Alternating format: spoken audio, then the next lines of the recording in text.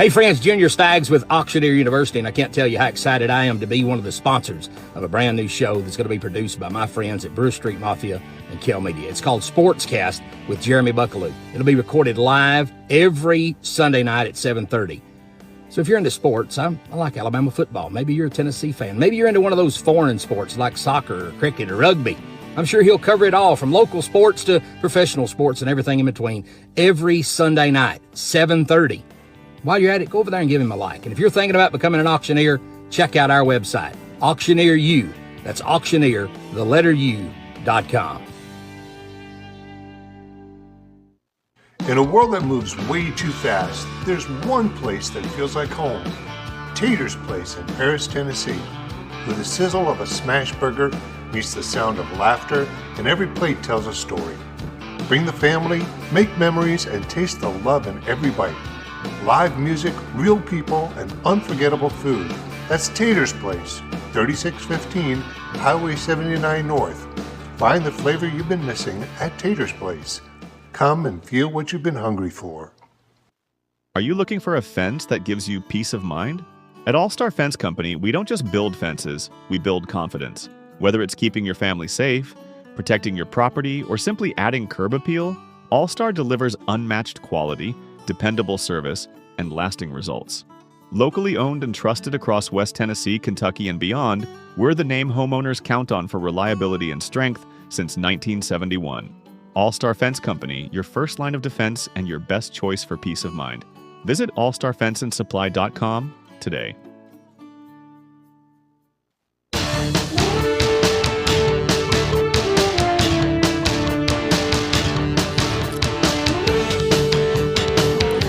Hey, good evening and happy Sunday to you. We are live here from SportsCast with Jeremy Buckelew from the Brewer Street Mafia studios, as we are each and every Sunday night. Glad to have you with us this evening. Got a really just great show lined up for you tonight. Going to hear a lot of good information, some fun stories, and I'm really looking forward to it. I think you're going to enjoy it too. Do want to say thank you to our sponsors real quick before we get into it. Thanks to Junior Staggs at auctioneeru.com. I say it every week. If you want to learn to be an auctioneer, there's nobody better than Junior to learn from. So you can go over to auctioneeru.com and get signed up for one of his classes. He'll help you get licensed in whatever state you need to get licensed in. And just a great guy. We appreciate his sponsorship here. And so that's auctioneeru.com. I want to say thanks also to Taters out on the Lake Highway. I had Taters for lunch today after church. I had the smash burger and fries and got some fried pickles. The kids, like the garlic cheese curds or whatever they're called, but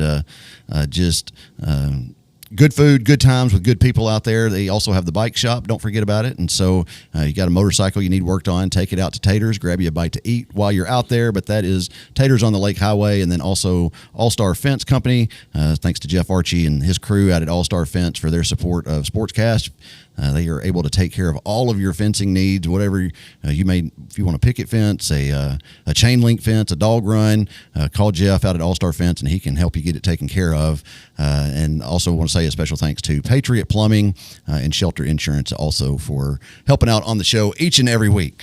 I told you we've got a good show tonight, and I mean it. I've been looking forward to this one for a while, and so I'm glad to have these guys on here with me.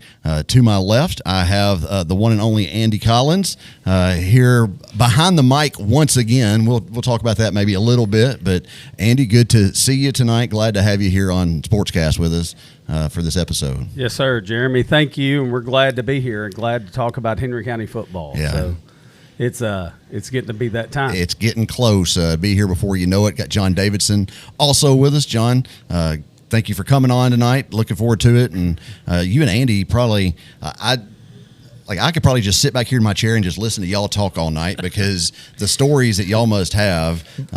We could probably talk all night. Well, and listen, we've got an hour. That's what we usually keep it at, But and then also got Ashton Kate here with us tonight, one of the younger bucks in the quarterback club now. And so, Ashton, glad that you could make it out, and welcome to the show. They told me this is my initiation to the quarterback club, so here we go. Everybody's got to pay their dues. Spreading the love. Spreading the love. That's right. That's right. Well, guys, I wanted to have y'all on because of the work that y'all do, and we'll get into all that. But first of all, so we start every show with the best thing that you've seen this week.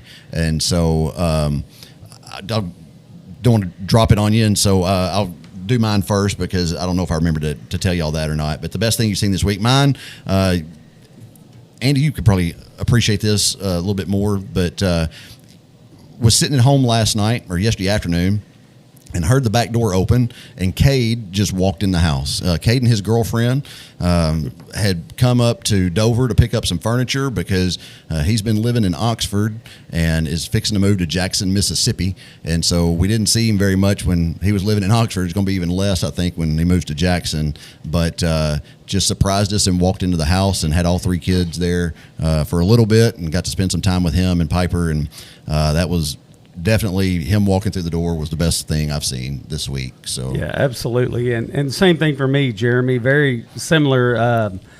I've been fortunate to have Cam home this weekend, and Claire's back from her senior trip. And, we had a day of fishing. I called John Thursday. We were off celebrating the Juneteenth holiday and had probably the best day of fishing that I've had, and couple that with having my son here in town as well. I called John that day and I was like, dude, we're on them. We're wearing them out. We're smashing them. I saw the pictures on Facebook. Everywhere we went. Yeah, if you follow me on Facebook, you've seen it. We had the best day.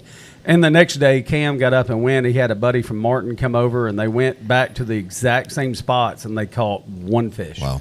So, I mean, we hit lightning in a bottle. When our kids come home, it matters a lot, and I appreciate that a whole lot more, especially now, fixing to be an empty nester. You've been there, and Claire is headed off to college this fall, so we're soaking up this summer every chance that we get, and it's just special when they come home. It's very good, and I know John recently got to go to Omaha as well, so I'll kick it over to him. All right. So, yeah, I'm going to three quick things here that I saw this week. One was Murray State leaving Omaha, scooping the dirt up off the the infield there at the Charles Schwab Stadium there in Omaha, Nebraska. One of the things I thought I would never see in my lifetime would be the racers in Omaha. So that was number one.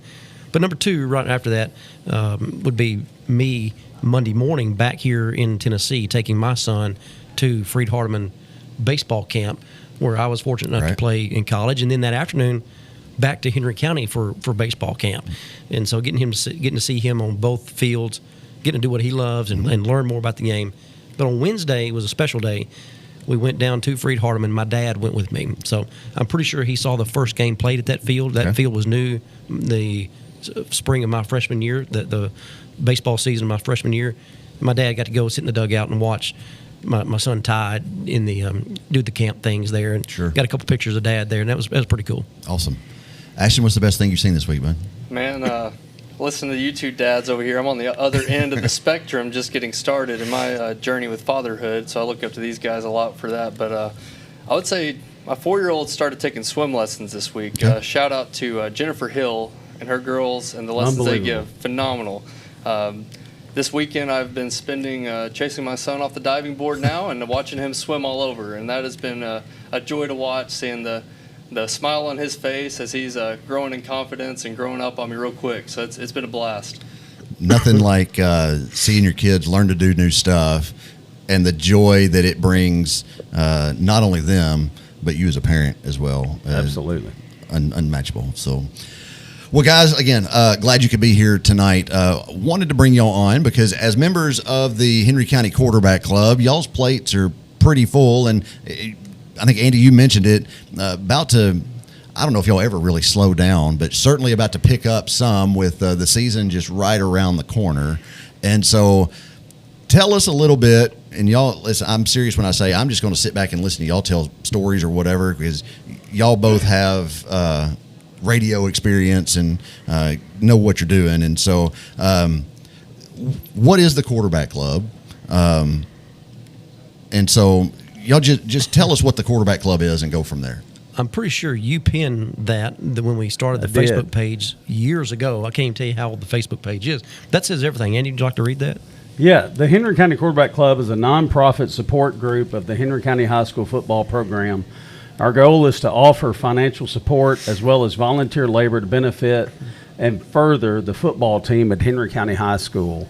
And John and I, so we had a reorganization. I joined the Quarterback Club around 2007, I think. I've slept a couple of nights since then. But John came into my office at that time, and he was like, hey, man, I really need a treasurer for the Quarterback Club. And I was like, yeah, let me try and come up with some names for you, and I'll see what I can do. And he's like, no. That's not what he was saying. That's not exactly what I'm looking for. So we kind of got together, and John and I'll let him tell the story of how we actually met. We hadn't known each other forever. I didn't go to school at Henry County. I was just saying, Andy, you're not even a Henry County guy. I don't mean that ugly. I think a lot of people are shocked and taken back when you say, well, Andy Collins isn't from Henry Everybody County. asks, I get that all the time. Of course, I did radio for Henry County, and it was blessed to call 2 state championship games on the radio. Probably has the most iconic radio call. Ashton mentioned it earlier. It's one of my favorites. And I copied that from one of my favorites that I heard as a kid, the St. Louis Cardinals winning the World Series, right? And we'll get into that story a little bit later tonight, because I don't know how the glass between us and the Henry County coaches survived that night as I was screaming that into the radio. It was an unbelievable experience. And professionally for me as well, this is what I've told Ashton. Ashton is a former Henry County player here. Ashton was a standout for Henry County football. I'm going to embarrass you a little bit. No. He was a standout, and he was one of those I was fortunate enough to call on the radio. I called his name a bunch. And we're glad to welcome him into the Quarterback Club family right now to kind of help us, amongst others, to help us carry the burden of this, because it is a big deal, right? We want to offer the best experience to our kids that play football for Henry County. I graduated from Martin Westview, and we had a tremendous support group, but we had a team when I played there of 34 players. And I can tell you a story about that, going to camp in 89, and the Iraq war started, and we didn't have enough money to come back from football camp in Itawamba, Mississippi. They had to wire money to a gas station Western Union for us to fill the buses up to get back because we were unplugged from the world. Wow. And we weren't on charter buses either. We were on yellow buses, and we didn't have enough money to get back. The support here at Henry County is unparalleled, and we preach that to our kids. When you play football for Henry County, everybody doesn't have it like this. And we're going to go into some of that stuff here tonight and hope to explain that a little better maybe than what we've done in years past. We always have parent meetings, and we try to explain it to them, but we haven't done as good a job explaining it to everybody else because we've been focused on the task at hand, sure, which is taking care of the football team and the needs that they've got. He said something right there, and we don't wear that as a badge of honor here. We don't toot our own horns for that, but the community, those listening to us right now, those are the folks that make it the way it is. Sure. To make it where it's not like this everywhere. When we say that, it's easy for us to say that here because we live here, right? But when you hear James Franklin say that to our team and our community, when you hear Rudy Kalis say that when they're on stake night, you hear Boots Donnelly say that, or most recently, Brad Gaines, said that to us 100%. as well. It's eye-opening. Sure. When you hear that. Most recently, we had athletic director down, Coach Wright from Murray State, right, said the same thing. Guys, look around the room. It's not like this everywhere. And so, again, that's not our doing. It's our community doing. It's the acceptance. It's the excitement. It's the tradition that others have built here, and will that be coaches, players, the Ed Talos of the world that started the quarterback club, Jack Nichols, Dr. Norman, those guys. And so that's why it is how it is. It's not us. This is something we're just trying to keep going and not ruin it. Sure. So how did you two guys get back to the story? linked together? It actually has to do with football. He spent the night listening to a football game. Yeah, correct? Absolutely. So it was 2001, December of 2001, and Westview was playing in the state championship game, and some kids that I had the privilege of coaching in baseball as they were younger and coming up. I was actually living in Nashville at that point, and but I was back because it was opening weekend of duck season, and I ate down at the old oak tree. Probably, yeah. The old oak tree down in Big Sandy. No, Three Oaks. Three Oaks. Yeah, Three Oaks. So I was listening to the Westview game, and after that was over, so it was a year where we had high water opening the duck season. And if you're familiar with duck hunting around here, the water had come out onto Joe lake. Ed's property in the lake. Yeah. And there was going to be some splash water that was available to hunt that wasn't a draw hunt. So Blind Tenfield. Everybody Everybody knows Blind just Tenfield. west of Blind Tenfield. You young guys listening, these two old guys here, we used to be, I what you waded guys in. did. I slept in the water that night, literally. Like, I would listen to the Westview game, and I waded out, and I held our spot. And I hope the statute of limitations has run out for the TWRA. But I leaned up against a tree that night, and I was actually sleeping. Something hit my foot and woke me up, and it scared me to death. And it was actually a beaver. It then splashed me. So these guys came in about 4 o'clock in the morning. Now I'll let you pick up. Yeah, these guys put in at the gravel pits across the lake and come over the levee into Big Sandy Bottom. It was in my boat was Brian Nelson and Brandon Bean.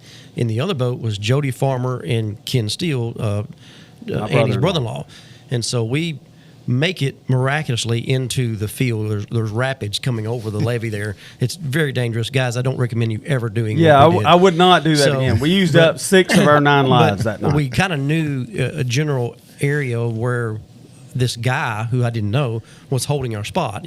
Brandon knew him from college. Ken obviously knew him. He was at that time dating his sister. Okay. And so just married. Yeah, just married. So we get back there and I see just a little vague light over in the woods, and Brandon says, there he is. And so we go over there and we get out and get our stuff hung up and in the water, and I'm just standing beside a guy that I didn't know, and we've been best friends ever since that day. That's awesome. So I shot about 2 shots that morning. I climbed in the boat and went to sleep. So I'd been up all night. You're tired from it was holding cold. the spot, right? we had a pretty good day. We had a pretty good day, though. It was a pretty good day. So, but yeah, that's it. And then we moved back to Paris in 2005, and John and I reconnected soon thereafter.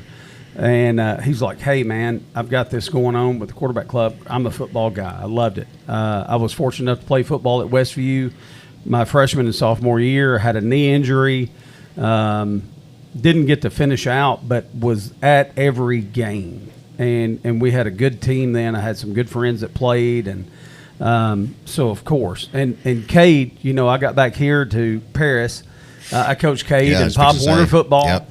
I did a little coaching stint. Probably the best thing that ever happened to me. I was actually going to major in education. I lack about 3 hours of having my education degree in a semester of student teaching. That worked out pretty good for me going into banking instead of coaching, probably. For all you coaches out there, there are other options. But, been involved with Pop Warner and then got back involved when my son Cameron went through the process as well. He played for the Bears as well.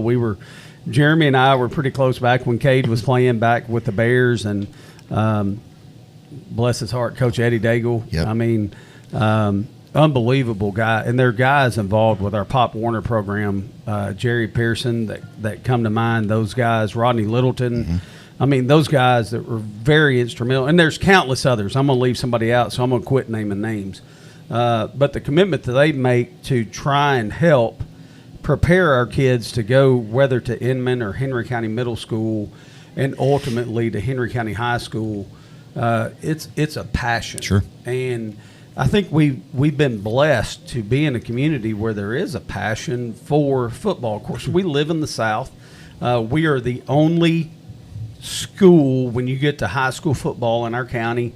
Inman's got a great following. Henry County Middle School's got a great following. But when you get to the high school, we always preach to our kids, and we did it in Pop Warner. Mm-hmm. One day, you guys are all going to come together, and you're going to be pulling the same wagon. Yep. And I think that's very important. And I think a lot of communities around us don't have that. I'm from Westview. You've got Westview. You've got Greenfield. You've got Gleason and Dresden. Those kids get pulled in a lot of directions. Here, we know where they're going to end up. Mm-hmm. And that's very special. I think that led to our 2 state championship teams. And then the 2018 team that just came up a little bit short, I'll argue, because of the weather, more so than I will because of the talent on the field. But it's an unbelievable experience. And what you've got here, what we have here is special. Yeah. It is special. And we talked before we went on the broadcast, and we'll get into that a little bit later, but there are some schools that we played, we go to Clarksville, and Clarksville comes here, and it's disheartening sometimes to look over into the visiting stands and you see 12 to 18 people. Yeah. 12 to 18 people there to watch. And we've been blessed to have the following that we have. And that being said, I'm going to take a little shot here. I'm going to do it early. Our following has fallen off a little bit. And we've got to get back to the picture that you guys showed at the beginning of the podcast right here, where the stands are full and rallying around these kids. We as a community, we've got to do better there. We've got to, as Andy said, the pictures tell everything. Sure.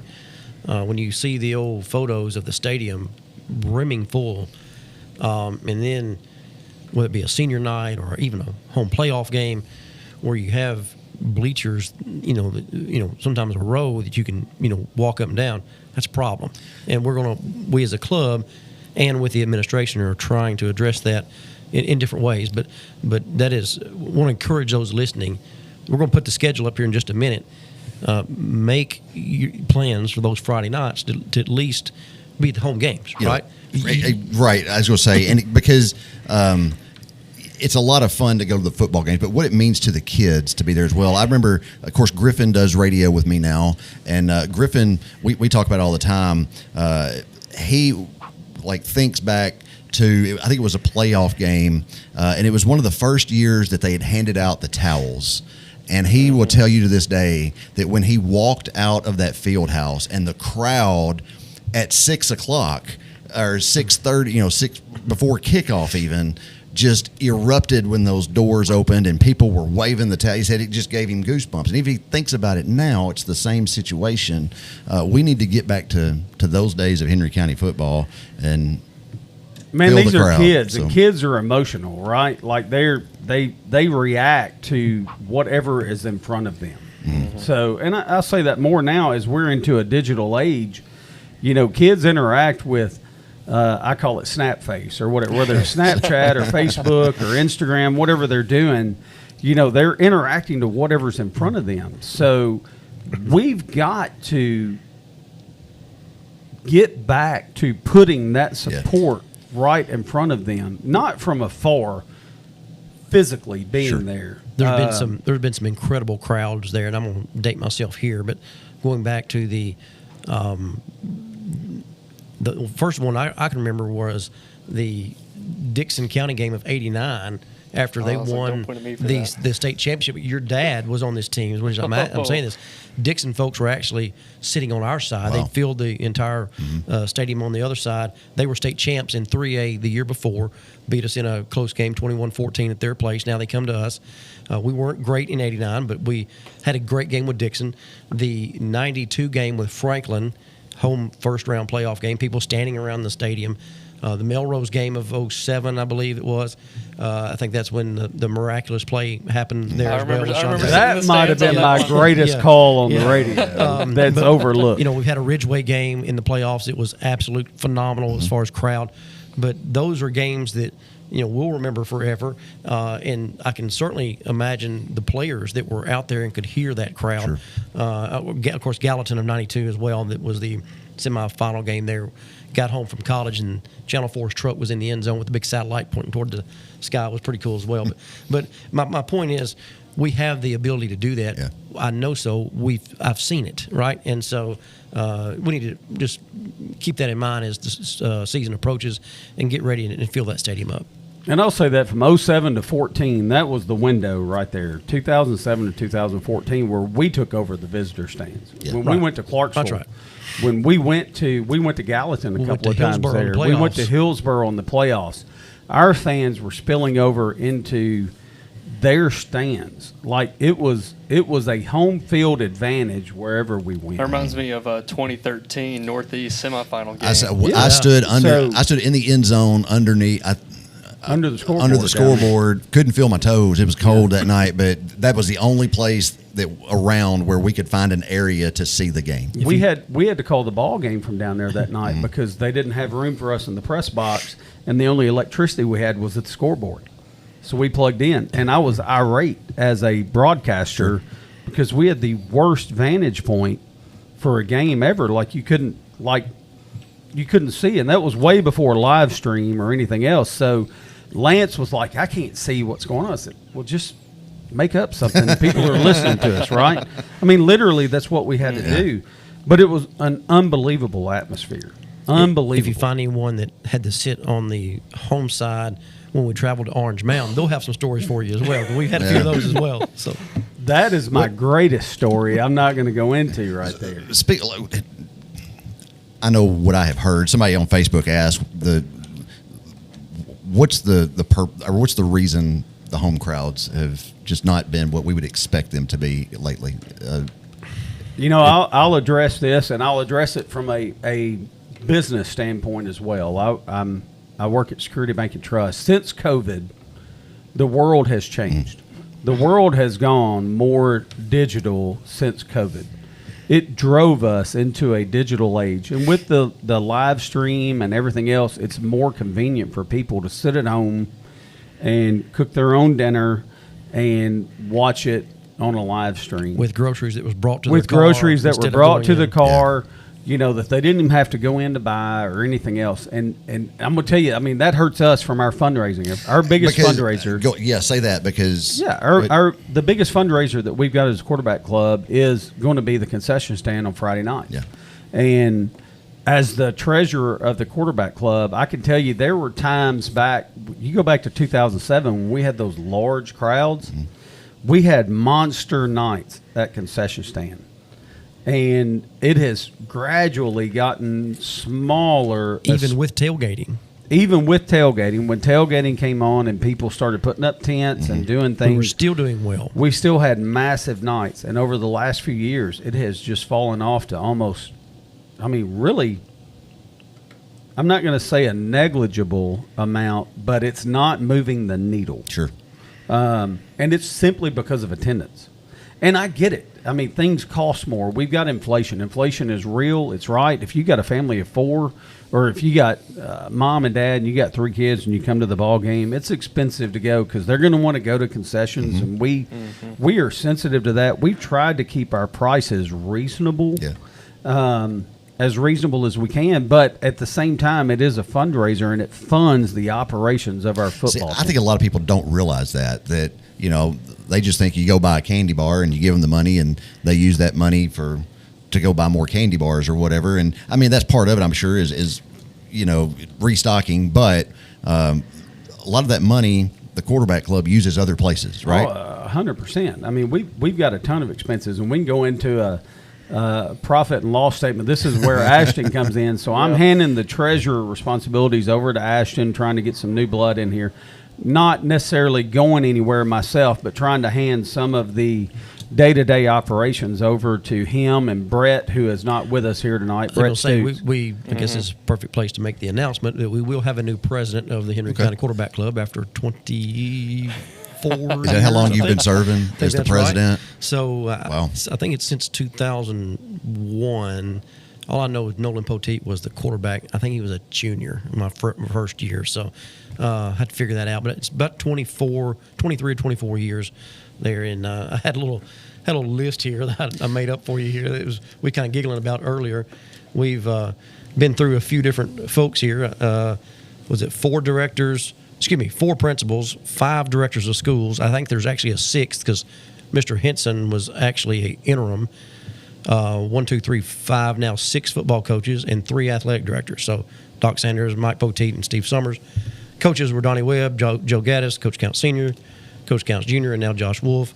So been through some folks there. It's quite the resume you got going on there. Some of them probably would not be a what do you call those guys? You put on your resume a reference. Yeah, reference. It probably would be a good reference for me. But I don't know about that. So, you served somewhere for 24 years. Is that what you said? That's right. So.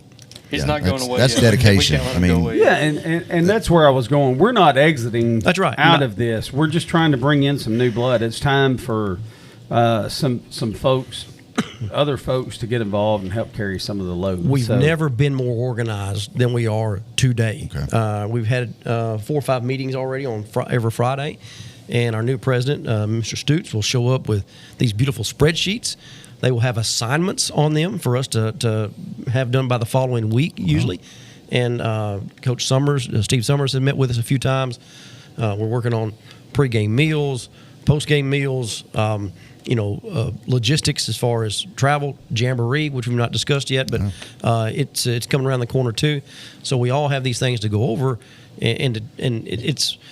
I can't tell you, I don't want to sound like we've been flying from the seat of our pants for the last 24 years, but we kind of have. Well, we've been on cruise control. And that's what we realized. We've been on cruise control, and it's time to bring in new blood in order to reinvigorate things. You know how you are. You kind of get in a rut and a little bit. Routine becomes the normal. You start going through the motions. Yep.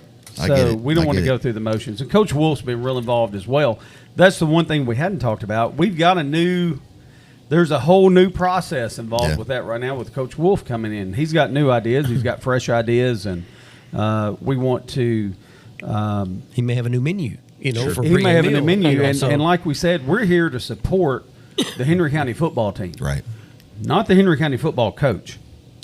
Not the staff. Yeah, let's talk. We're here to support the team. The statement you put up there earlier is what we are. Let's talk about what we're not. Okay. We're not those that write down the starting lineup. That's not our job. Sure. We don't substitute players and send guys in. We don't call plays. Mm-hmm. We don't get into those scenarios. We don't ask questions after the game why so and so didn't play or how come we didn't run this in that scenario. That's not our job. Right. That's the coach's job. The coaches coach the team. We try to help coach the coaches, keep them motivated, keep them uplifted, and somewhat keep them somewhat shielded maybe from all that external pressure that they don't have to worry about. The head coach don't have to worry about who's driving the bus home. Doesn't have to worry about where we're going to eat or how we're going to pay for it or things of that nature, right? Or all he has to worry about are the guys on the team. Are they there? What plays are going to run? Are they healthy? That type thing. Mm-hmm. That's their job. And the more we can take off their plate, the easier their job becomes. Sure. And it's not an easy job. Right. So, guys, say all that again. We don't call plays. We do not call plays. You don't want these two guys calling your plays. We're not on we don't set lineups and stuff. And I think that's very important. And we're using this as a platform, and thank you for bringing us on here. I'm glad you're here. To eliminate some of the misconceptions out there, because we never respond to the comments. On social media, yeah. But we do read them, and it hurts. It's sometimes comical because when you're putting in the amount of work that we do, the reason so and so is playing is because of the quarterback club, or right. And it's the most outrageous thing somebody could type with their own fingers, in my opinion. So, guys, we got to take a break. Going to hear from our sponsors again real quick, and then we're going to come back and continue this conversation for another couple hours. And I know we could, but no, we're going to hear from our sponsors. We'll be right back after these messages. Stay tuned for more SportsCast with Jeremy Buckelew after this.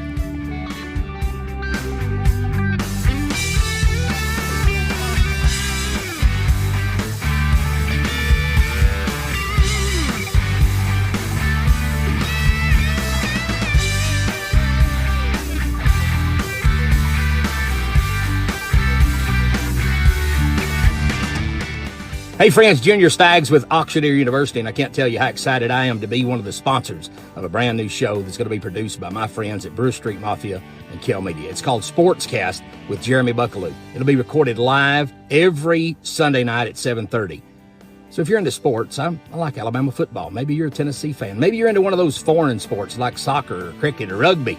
I'm sure he'll cover it all, from local sports to professional sports and everything in between, every Sunday night, 7:30. While you're at it, go over there and give him a like. And if you're thinking about becoming an auctioneer, check out our website, Auctioneer U. That's auctioneer, the letter U.com. In a world that moves way too fast, there's one place that feels like home. Tater's Place in Paris, Tennessee, where the sizzle of a smash burger meets the sound of laughter, and every plate tells a story. Bring the family, make memories, and taste the love in every bite. Live music, real people, and unforgettable food. That's Tater's Place, 3615 Highway 79 North. Find the flavor you've been missing at Tater's Place. Come and feel what you've been hungry for. Are you looking for a fence that gives you peace of mind? At All Star Fence Company, we don't just build fences, we build confidence. Whether it's keeping your family safe, protecting your property, or simply adding curb appeal, All Star delivers unmatched quality, dependable service, and lasting results. Locally owned and trusted across West Tennessee, Kentucky, and beyond, we're the name homeowners count on for reliability and strength since 1971. All-Star Fence Company, your first line of defense and your best choice for peace of mind.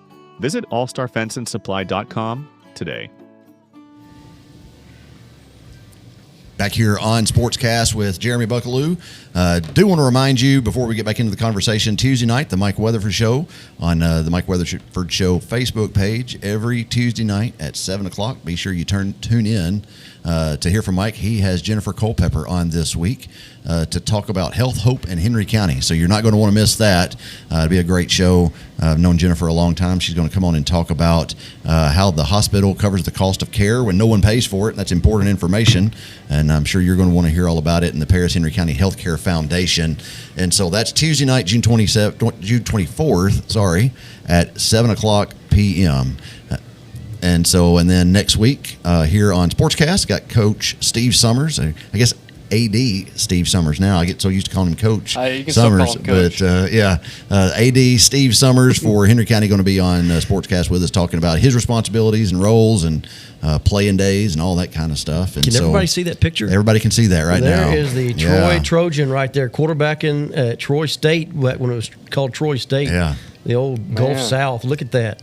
have some good wearing stories 22, about that. he could play quarterback or fullback. That's right. That's right. Maybe both at this, if need be. But I think the kids nowadays, I don't think they fully appreciate how incredible that '85 team was. That Steve was the quarterback of.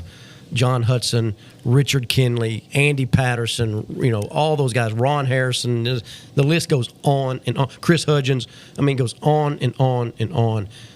Chris Hudgens, I see him from time to time. I still look up to him. I know I'm killing time here, but you're good. I think we got beat at Whites Creek in the playoffs. And I think the next night, Coach Brown had the basketball team at Northeast. I think he hung 30 on Northeast the next night, which was a Saturday night. Hadn't picked up a basketball since the previous February, probably. Just an incredible athlete. Of course, played college baseball. So just the talent on that team that Steve had was just, we may not ever see. Well, we, of course, had a couple state championships. They could have just as easily won one there. 3 classes back in the day. There were some tough roads there, and Whites Creek got us in a tough one up there. Well, he will be on next week, so I encourage everybody to tune in at 7:30 for SportsCast next week with Steve Summers. And so we're here tonight. Got Andy Collins, John Davidson, and Ashton Cate with the Henry County Quarterback Club with us tonight. And guys, y'all want to talk about in 2018 going to Cookeville. Game gets rained out after a gully washer. And rescheduled. And so with the Quarterback Club, what kind of response did? Well, first of all, we worked out that day at Lipscomb. Had a walkthrough at Lipscomb High. I call it David Lipscomb High School. It's called Lipscomb Academy. I have a hard time saying that this day. But and we were told by the Tennessee Highway Patrol to notify them when we got to exit 270. And Andy and I were in the motorcade. We had 3 motor coaches that trip. And when we hit the blinker at that mile marker, I think they were at 280, whatever that exit was there at Cookeville that took us in the back way. It looked like the carnival at the fish fry parade. Or at fish fry. It looked like the president was coming into lights. Lights everywhere. And that was probably I've been through a few police escorts, but that one was pretty great. And we were just rolling through this 2-lane highway at light speed, it seems, and it was really, really cool. But then, we had the staging there on campus, waiting for the 3A game to be completed. Then at halftime of that game, we get to go to the locker room. And there we knew some weather was moving in. We just didn't know the significance of it. And we were actually on the field for warm-ups. And that's when on the Jumbotron it goes up to get to a safe space. There was bad weather moving in. And from there, Andy, you can tell them it just we were in a locker room where rain was falling in through the ceiling there. But it got pretty hectic there for a little while. We were under the concourse there with all of our fans and fans from the previous game. And this is the best story to illustrate what we do as a quarterback club. I'm going to say this was probably our finest hour. This was the biggest challenge that we have faced together. But the most fun, too, because it's just what we love doing. Right. We usually have a little bit more time to do it. A little better planned out. That was the year that I vacated the radio because my son was a freshman, and I wanted to be a dad, not the radio guy. So a little more personally invested, but I remember talking to James as they were going out on the field. They had called us off the field during pregame warm-ups, and he's going out, and he was gone for about 45 minutes. The meeting was on the other sideline. They were over there meeting with the officials. They were meeting with TSSAA. They were meeting with folks from Cookeville, the university there in Cookeville. And John and I immediately, we kind of saw what was happening. So we got together and we're like, okay, I'm going to do this. You're going to do that. You're going to, we were yinging and yanging, and people were tugging on us like, hey, what's going on? And we were like, I can't talk to you right now. We've got stuff going on right now. So fast forward about 45 minutes, James comes back off the field. He's soaking wet. It's raining sideways. The wind's blowing 30 miles an hour out of the north. From what I remember at that time, the temperature was dropping. Rain was moving in. And James meets John and I in the tunnel, and you could see it on his face. The worry. The worry on his face. And I looked at him and I said, I'll never forget this. I looked at him and I said, "Do you want chicken or hamburger steak?" And he said, "What are you talking about?" I said, "For pregame meal tomorrow, do you want chicken or hamburger steak? We've got hotel rooms for the team tonight. We've got pregame meal lined up at the Golden Corral, I believe it was. And we already had a plan once we got everyone settled in the hotel. By the way, huge thanks to Mark, the athletic director there at Tennessee Tech, and one of his staffers who kind of helped us there with a back channel to those hotel rooms. Keep in mind, Cookeville is not Nashville or Chattanooga, and some of these rooms were already taken for the night, right? Right. And so we were able to secure some rooms. It was not the Ritz-Carlton by any means, but it would suffice. And we'd also had a plan once we got there for us to get to stores and get the necessities that the young men would need, such as toothbrushes. I think we bought I was at Walmart until 1:30 that morning. We were literally buying SpongeBob toothbrushes. Yeah. We bought every toothbrush that Walmart had. We were buying underwear. There was 140-something toothbrushes that we bought that night. Socks. Monty, the sheriff, was with us. He was. We were all pushing shopping carts with toothbrushes and toothpaste, and I think we bought a toothpaste for every room that we knew that we had booked. So coaches included, so some 50, 60 rooms. John can speak to this. The reason is, we had a lot of people ask, why didn't y'all come home that night and go back the next morning? Well, we had taken the charter buses, and they are restricted based on the hours. That's right. So we didn't have drivers. We couldn't come home that night and get back to Cookeville the next day. There were not drivers available. We had no choice. Like, we were literally in scramble mode trying to figure out what to do. And on a wing and a prayer, I maxed out a credit card that night with Holiday Inn, I believe it was. But we had people reaching out to us during that process. Yeah. Hey, what do you guys need? Let me know what you need. Call me. Yeah, I kept hearing guys, hey, holler at me, or I'm gonna send you a text, and my phone was just buzzing all night. Even the following morning, I remember brushing my teeth there, and I got a call from a wonderful gentleman from here who was in Panama City, and said, hey, understand you guys had some trouble yesterday, football wise. What can I do? And I said, well, I think we're good now, but if you would like to come, and I know that person came and made a sizable donation to our account at Security Bank once he got back from Panama City. So it was just an incredible weekend. Didn't turn out the way we wanted. It was a three-point loss, I believe it was. I think it was 9-6 was that the final, I believe it was. Not right, 9-3, something. But whatever it was, it was still a memorable season, and certainly that trip to Cookeville was one for the ages. And if you talk to any of those kids that played and that experienced that, I think they'll tell you, I think they have a different appreciation for the way that we responded. The team that we played that night got to go home and sleep in their beds. Yeah, Knox Central. Knox got to go home. They were able to bus back in the next morning. We did all that we could do to make that the best experience possible. And now, granted, we had 2, maybe 3 kids sleep into a room. We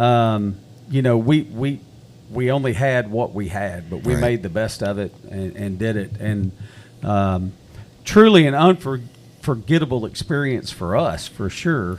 And I hope for those kids, I hope it was a great experience. And had we played that night, we'd be a 3-time state champion.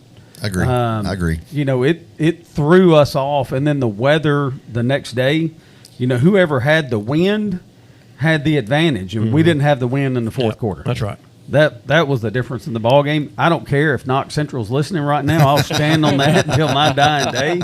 I'll argue with anybody. I'll meet them in the cornfield somewhere. We'll figure it out. They had a day with Davey Harrod too, if you remember. They had absolutely double team that guy, so he had a day. Listen, man, it was a great team. It was a great effort, and it was just an overall great experience. And I will say, it's probably our finest hour. We've done some other things and things that we won't talk about on this show that we'll never talk about as far as helping players and helping folks associated with Henry County football. When needs arise, we have access to people who are willing to step up and help in a situation. The Waverly Flood, another prime example of that. The Waverly Flood. We've helped with other teams to get transport, based on their success and their season. we take a bad rap. Again, Ashton got on to me. You don't want to do it. We do take a bad rap, and we're the big boy, and we can take it. Sure. We do. And let me say something to that. We're a blessed program. Yep. That field house we have is beautiful. The weight room is incredible. There's cable TV. There's beautiful flat screen TVs in there. It's air conditioned. I can go on and on about how blessed we are, the stadium, the field turf. There was a day, though, I hope you'll ask Coach Summers about this next week because he was a part of it. There was a day we didn't have a football to throw. A fire took out everything we owned, charred the face mask. They played the next night. They played the next night due to the community we live in. Right. And he had a front row seat for that. I hope you'll get a chance to visit with him about that. Sure. I know you had a lot of other things to cover, but that's why when someone like Waverly or someone in our community or maybe somebody we don't even know falls on hard times and we have plenty that we can share a little bit of what we have or even organize to help others join in the movement. And so that's just we like to have nice things for our student athletes. We love to have it for our community to come and enjoy, but we don't wear that as a badge either because there was a day we had nothing. Sure. And so that's try to keep us grounded a little bit. Well, like I say, we are a blessed community with the support and in everything that we do. And I know that, John, I think that I know there's been times on like the Quarterback Club's Facebook page when there has been a need, you'll reach out on the Facebook page and the responses just immediately start coming in. And talk about the Facebook page during 2018 when we went there. We raised a ton of money with a Facebook post. Well, we did. We created a Venmo. I think we tried that actually in 11 or 13, but it definitely happened in 18. Everybody wants to help, and that's we want that, sure. Right? So we challenged those that, hey, and not every home has the same ability, but they have the same enthusiasm or the same support for the team. But that doesn't mean they all can contribute the same. So a $5 here or a $10 there, whatever your ability was, we would accept that. And that was just as much their trophy as it is the team's because they feel like they're a part of it, and they are. But then there are those that also gave $500. You see what I mean? Sure. And so that became a really eye-opening thing to Andy and I because Andy's sitting there able to watch the account literally on the hour, right? And so it would bring tears to your eyes to sit here and think about it too much because how the community can move quickly if needed. This is a good time for a disclaimer for Ashton and myself as well. The Henry County Quarterback Club is a registered 501c3 organization with the IRS. It's tax deductible.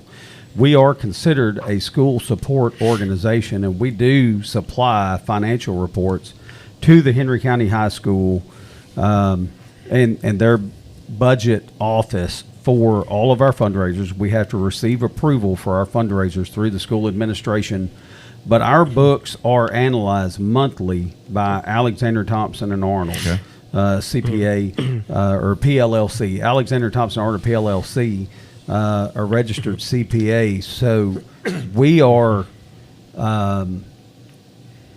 checked, double checked, and triple checked. We don't ever want there to be.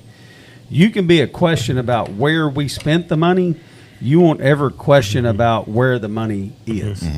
We've seen too much of that in the news over the last decade. We're Riverdale and several other schools that's found themselves fighting, with the state comptroller regarding an individual and the use of those funds or embezzling of the funds or whatever it may be.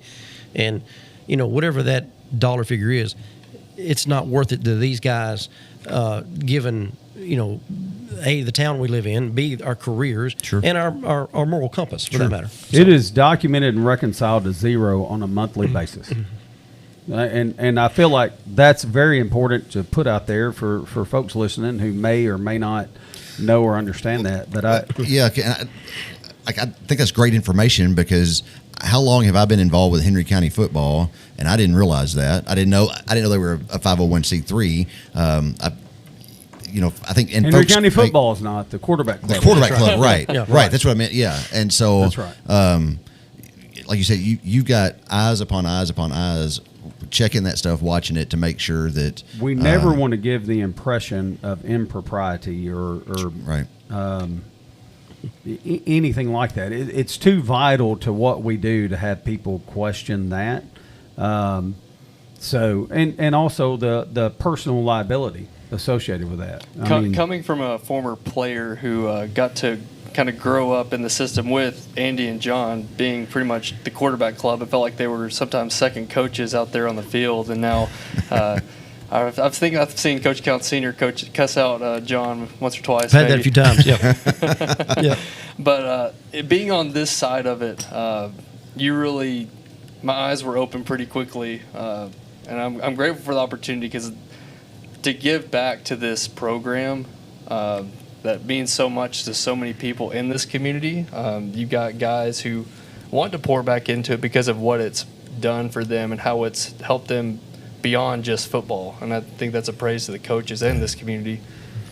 So y'all's next big event, Jamboree, coming up, is that, as far as logistics and getting stuff put together? It is, and I have the schedule pulled up here. I want to make sure I get this right. So what year this is on the Jamboree, I need to go back and figure that out. We started that in 2010. Yeah, I was thinking year 14, 15 is getting close to that. So first game would be at 6 o'clock, Dresden and Camden. That'll be their first game. Got a new team in this year. We'll get to that in just a second. The 7 o'clock game will be McKenzie and McCracken County. The 8 o'clock game will be Milan and Henry County. And then the 9 o'clock game will be Stewart County and Murray High. They're back in. So that's just the Jamboree. Then we got the schedule. Kevin, you got the regular season schedule. So talk about how with both the Jamboree. Well, explain that because that's a very expensive schedule. Explain that because Kevin, if you'll leave that up for a second as we go through it, we're going to host Haywood on is that a Thursday night game? Is that right? Thursday night opener. Yeah. Yep. But then huge trip to Giles County, which is all the way down to Pulaski. 3 hours. That is on the Alabama state line, and that'll be not only will be a 2-bus charter, it will also be a on the road pregame meal, meaning we will not eat at a local congregation, church here in town. It's simply too far, and the timeline just doesn't match up. So we'll eat at Colton's that night in Dixon. That is at exit 172.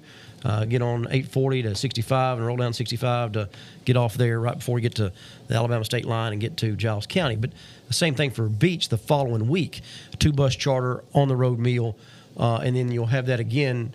We skip a week, got Dixon home, another 2-bus charter and on-the-road meal going to Page. Mm-hmm. So you can see right there where we have all the capital outlay there and then not much income there. You see where I'm talking? Sure. So when you have those jumbled up there, all that is outgo, and so we have to prepare now for that. Now, as we get closer to November, we hope to recoup some of that money to be able to, again, I told you, if we had to budget just 10 weeks, the guys here, we can do that with our eyes closed. At all. Yeah. What we don't know, do we have 11, 12, 14 weeks, 15 weeks, or are those road games, or are they home games? Mm-hmm. And so there's where the trick comes in. So try to manage our money. John, this is one of the questions that I get all the time too about charter buses, right? So we talked about that before we went on the broadcast tonight as well. And I want folks to understand, one, charter buses are expensive. They're very expensive right now. They've gotten more expensive since COVID.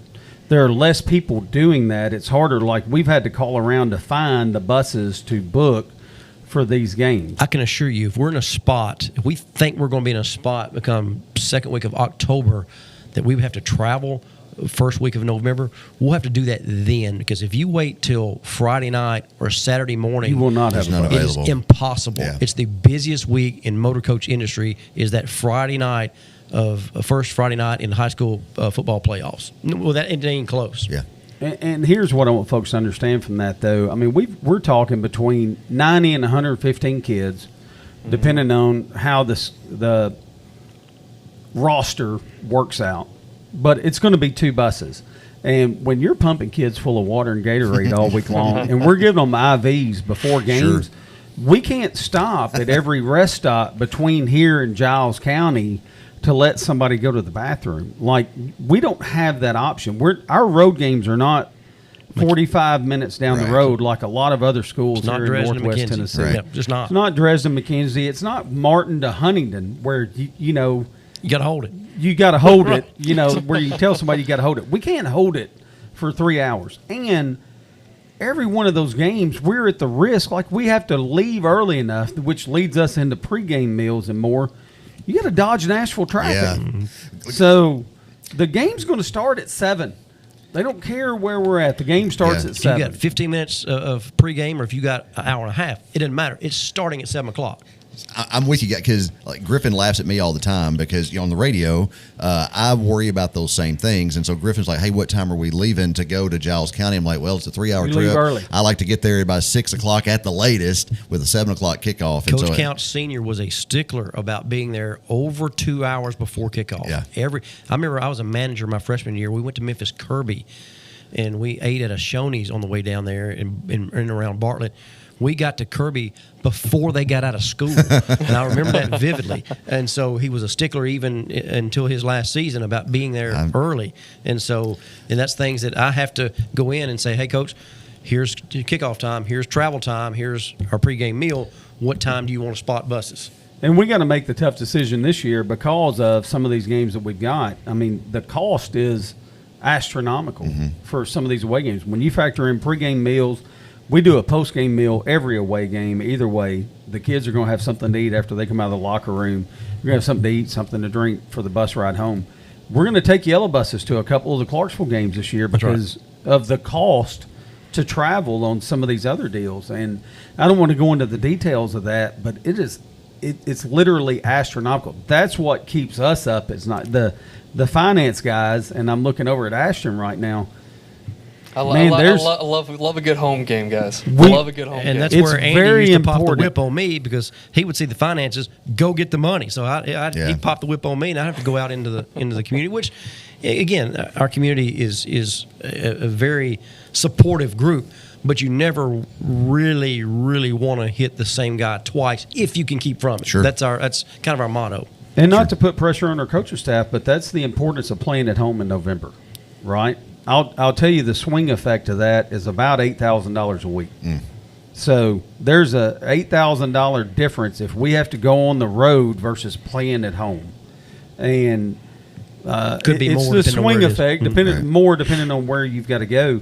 It's very important for us, and we're excited about coming back into our region. We're not. We know what we're getting. Going back into the Clarksville region, they're going to have some talent That's here or why there. we have to play those other games. Right. to That's why make we're going to sure- Page. That's why we're going to to Beat. make sure That's we're exactly able to right. make sure we're To able make to a run. compete in November. That's right. So Gosh, it's been an hour. Talk about real quick, how many members are in the quarterback club? And you were talking about, turning some of this stuff and getting some young guys in, and talk about those guys. the seat that's vacant tonight, I think he had a health issue there at home maybe, but Brett Stutz will become our new president. Ashton Kate will be our new treasurer. We have Sam Murphy, who's joining in as well.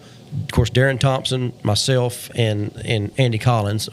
We try to meet every Friday now. We started doing that, I guess, the first week of May, I believe it was, to try to make sure we. I felt like get January or so started the off season for us. That's right. That's right. But definitely try to make sure the attendance was there starting in May to kind of get everything rolling toward August. It comes fast. The summers go. It just disappears on us. Well, yeah, and it's flying, like it's coming up. It'll be here dead period next week or week after. Yeah, it started Friday. Okay, right? Yeah, so yeah. Well, and we're fundraising right now. We just finished up the detergent sale. Yeah. We got Patriot cards right around the corner. We'll have Meet the Patriots coming up. Working on our book right now. We're working on our quarterback club book, which is very nicely done. If you're a business in town and we've not gotten to you, it's not because we don't have the interest. Please reach out. Please talk to one of us. We'll get you in the football book. All of that money goes directly to the football program, not football program book, to the football team, equipment, travel, meals, whatever it may be. That's where that money goes. Sure. And a re-emphasis this year as part of that quarterback club book is sponsor a Patriot, where you can, for $100, you can write a message. If you've got a player, if you've got a family member on the team, and you want to give them some words of encouragement, that's printed, part of that full color gloss back book. that can be included on there. That helps us offset our costs for the printing and everything else to make it truly a fundraiser on a year where we've got to raise some funds pretty quick. Right. We've got a lot of expense. We're front-end loaded on our expenses. So, I mean, we're always looking for opportunities to create revenue for the quarterback club to support our football team, and especially on a year like this where we've got a lot of expenses that are front-end loaded. I never worry about that. We're going to do what we need to do. We'll figure it out. But there are opportunities out there for you to get involved at a lesser level or whatever, and we encourage everybody to do that. Before we hang up here, I know that we've talked a lot about money, talked a lot about budgets and where money goes, whatever. It's not just we're trying to teach the kids too. It's not just they give, you take. We've got where I think there's some photos earlier of the kids at Read Across America Day, the opening of the doors at the elementary schools. You're going to start seeing these young men more and more in the community doing things there's the photo right there. That was just this past spring, matter of fact, Read Across America Day. So you'll start seeing those young men out more and doing things to show their appreciation. Sure. Yeah, it's very important to us that these kids understand and appreciate the community that they're in and how much that community gives, and so how important it is for them to give back and to pour into the community. It's a great photo right there. That's Aiden T, I believe, yes, right? Yes. Yeah. So when Xavier Foster walked in Paris Elementary, it was as if he was a Super Bowl NFL player, and there's kids just gravitating to him. It was really incredible to see. I was there as he was on campus, and as well as Aiden. Yeah. Listen, I know we're out of time. Last thing, I do want to bring it up because I think it's a big deal. The quarterback club every year at the end of the season gives the seniors a blazer with a Henry County patch on the inside of it. That's something that y'all do, and y'all started doing it several years ago. I wish it was my idea. I wish it was our idea. I wish y'all did it when I was there. It was our former helper Roger Veazey come up with that. And that real quick story. I know you've got to go, but Roger had the idea, and it was the most brilliant thing I'd ever heard. And I said, Roger, I agree to that, but let me make a phone call, and I did. And I said, there's one criteria to this coat program. They need to come from Mr. Charles. And Mr. Charles used to own the Tog right here. And so the first year, he came out and measured the young men at the field house.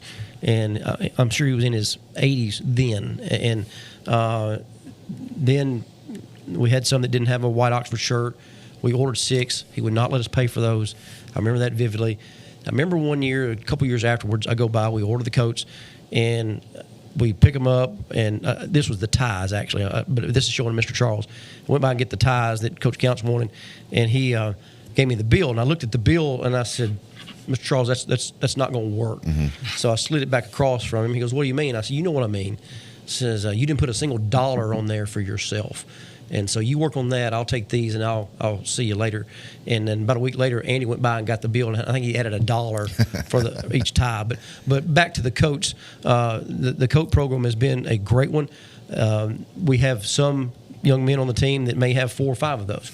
We have some that would never have one if we didn't give these. Sure.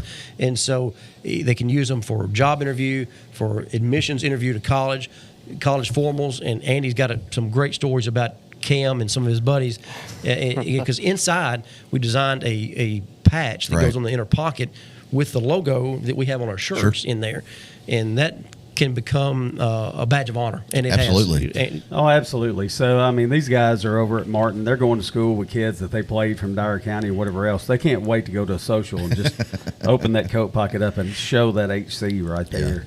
Yeah. And it's talked about. It's talked about by other clubs. Other clubs have started doing it. Yeah. Based on what we've done, which is great. And we've done that as well. We've talked to other quarterback clubs for other schools. I mean, none of this is what is proprietary. We keep proprietary, I guess, but we want to be an open book to where we can and help other programs. Had a gentleman call me last year from Littleton, Colorado, starting a new high school, trying to start a quarterback club. Knew someone from here, got in contact with me, and we talked several different times about various things. I had another one call me from Virginia, and this was probably my favorite. They were in the Roanoke area, and they'd heard about our steak night. So all the way over on the East Coast, on the Atlantic seaboard there, calling us about steak night. Again, something I didn't start. I think the first one was actually held at the old oak tree back in the late 70s. It was Dr. Norman, Jack Nichols put that together. And we've carried that on every year since, and it's probably the greatest tradition we have. And but it's neat how other communities near and far have found these, and it just feels special when we can pull those off and keep doing them, and again try to hand those down to the next guys and keep it going for years to come. Steak night's one of my favorite nights, just because typically I've been blessed to be to get to take a kid that I already knew from church or somewhere in the community. But this year, of course, my name I think at one point there was a board, maybe, or coaches had a list still a or board. something. Yeah, we got a list. And so that we put up. my name was on that board, and a kid called me this year and said, "Hey, Coach Counts told me to call you because I need someone to go to steak night with me, and he said you'd probably do it." And I said, "Absolutely, I'll do it because I love steak night." And it used to, when we first started, Stephen Harrison and I got together at his house and would call guys with the roster and pair them up. And it became such a task. and said, why are we doing this? Why don't we let the kids do that? Which was another great, because they brought in other folks. But now our biggest problem with steak night is we only have 100 to 105, and we have more than that want to go. There's a wait list to go. go. The rule is you just can't go with Dad. Dad can go, but he can't go with you. That's right. Dad can be asked by another player. And I'll say this, is you look out across that crowd now as the years have gone by, we're missing some. They're no longer with us that were staples there at steak night. And I can tell you for sure, in my family, there's no question about it. My dad will come out and say, my favorite date on the calendar is steak night, and he'll be 79 this year. Yeah. So it's a big deal. Yeah. Big deal. Guys, I think I say this every week, but I mean, I'm serious. Like, go ahead and plan on coming back, because I think we got probably to maybe a quarter of the stuff that we could have talked to and talked about tonight. And so, but I appreciate you coming on. Folks at home watching, you've heard the challenge to number one, show up and show out on Friday nights at Patriot Stadium. There's no greater place to be on a Friday night than at Henry County High School watching the Patriots. So challenge number one. Number two, support these kids. Get behind them. You heard that, y'all can't say this. This is not coming from the quarterback club. This is coming from Jeremy. There is such a misconception out there that the football team is spoiled and this, the school gives them all. It's not the case. These guys raise the money themselves to have the stuff that they have, and without the community support, they're unable to do it. And so when you see these kids out selling the Patriot cards, the detergent. I think you'll have a Boston butt sale in the spring. Is that right? Or when is it? Closer to November. Okay, sorry. And so support these kids, because contrary to the popular belief, it takes money to run a football program the way that Henry County High School runs their football program, and that money doesn't come from the high school. It comes from the community involvement and getting out, raising funds to do it. And so, like I said, that's not coming from these guys. That's coming from me, Jeremy Buckelew. You can write me about that one. But I do appreciate them all coming on. They mean a lot to our community. They wouldn't say this either, but these guys do so much more than just what they've talked about here tonight. You can see them out. They're at the ball games every Friday night. But they are out in our community on a regular basis doing things that you have no idea that they're out and about doing. And so when you see them out and about, shake their hand, tell them you appreciate them, because without the quarterback club, we don't have a lot of the stuff, not just football-wise, but going on that we have. And so thank you, Andy. Thank you, John. Thank you, Ashton, for coming by tonight. I do want to remind you, next week we'll have Coach Steve Summers on, and he'll talk Henry County athletics in general as the new athletic director for the Henry County Patriots. And so that'll be next Sunday night at 7:30, and we will see you then. Until then, as always, take care of yourself and each other. We appreciate you watching. Thanks and good night. Thank you to Mike Weatherford, to Kevin Keel, Scott Norwood in the back, and Keel Media for the production tonight and keeping us on the air. We appreciate it. Thanks to all of our sponsors, auctioneeru.com, Taters, All-Star Fence, Patriot Plumbing, and Shelter Insurance. You guys mean a lot to us. We appreciate it. Y'all have a good night, and we will see you next week. That's fantastic.